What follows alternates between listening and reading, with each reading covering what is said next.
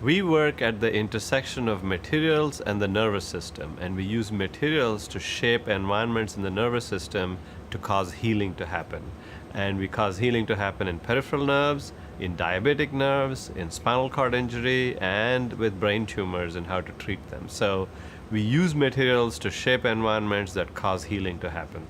The nervous system is a tough field to work at because we don't fully understand it. So if you think about technology and where it's most impactful today, it's in most places it's either with imaging to take a picture, or where there is a structural need, like a valve that needs to open and close, or a stent that keeps the blood vessel open, or a hip implant.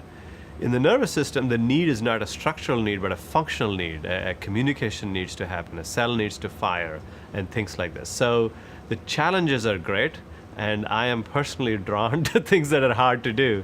I think there's a joy in doing things that are hard to do. Traditionally, we've been thinking about, can we replace tissues? Can we grow a tissue, an organ in a dish and transplant it and have spare parts of all different sizes and flavors and colors maybe, and then you would transplant them. But I think where the future is going is in understanding why healing happens when it does, or more importantly, doesn't happen when it doesn't happen.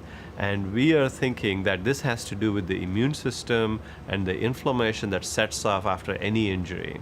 And controlling the immune system and the initial injury reaction will determine long-term fate.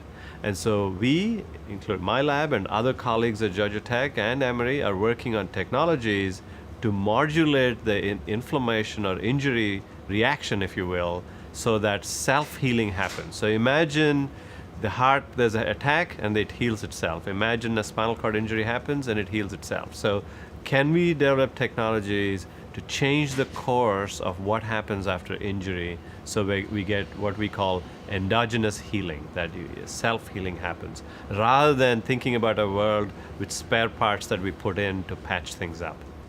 I love being at Georgia Tech and Emory. I'm surrounded by fantastic students. We recruit some of the best students from all over the world, and they have the chance to go to very, very fine institutions all over the world, including the Georgia Tech of the North, and choose to come here. I have fantastic colleagues who are open-minded and always thinking of new things to do and such. And I have fantastic infrastructure, as you see in the lab here. And so I joke with my students that if we don't do well, it's our own fault. We are really blessed here, actually, to be in an environment that lets us express ourselves, if you will, as scientists and engineers.